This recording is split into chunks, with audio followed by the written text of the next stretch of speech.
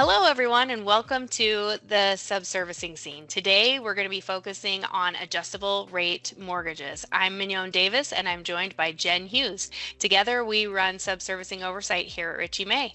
All right, let's dig in. Let's talk about some of the questions we get regarding the CFPB's requirements for adjustable rate mortgages. One key requirement is that lenders must provide consumers with a clear and concise disclosure of any upcoming changes in the interest rate. Let's talk about the required notice, timelines, and content. For newly originated loans, the first interest rate change notification is required to be sent to the customer between 210 and 240 days before the first payment at the adjusted level is due.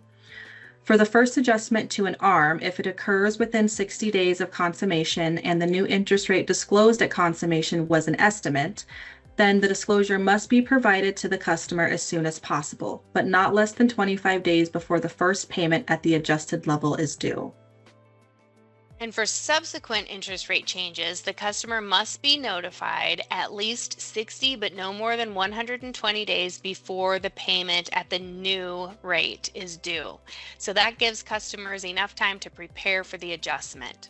However, it's important to know that there are a few caveats. For ARMs with interest rate adjustments that occur every 60 days or more frequently, also for ARMs that were originated prior to January 10th, 2015, there are some additional requirements for disclosures that you'll want to be aware of.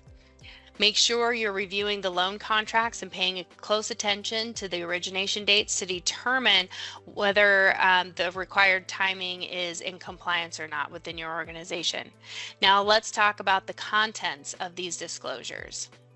These disclosures must include specific information such as the current and new interest rates, the current and new payment amounts, and when these changes will take effect. That's right. Additionally, lenders must also explain how the rate is calculated, including any applicable index and margin. This helps customers understand the mechanics behind the adjustments. Yes, now let's move on to how this impacts the borrowers.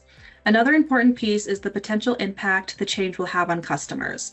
The disclosure has to provide the monthly payment amount that will apply after the adjustments, factoring in things like taxes and insurance.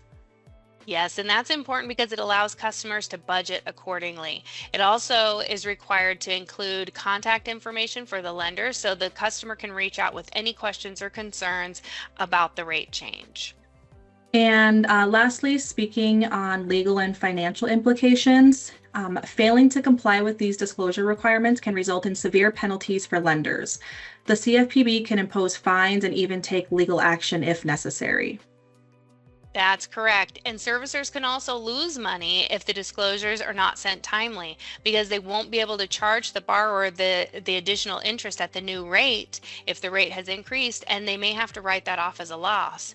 And so this transparency and disclosure really builds trust with customers, but it also can help protect the organization against losses. So building out a good process for this is very, very important. These CFPB requirements for ARM rate change disclosures are about protecting consumers and ensuring they have all the necessary information to make informed decisions about their mortgages. Thank you for your time today. We hope you found this information beneficial. And if you have any questions or would like to discuss how Richie May can help you, please contact us. And next time, we'll dive into another one of our subservicer hot topics. Stay tuned for that, and we'll see you next time.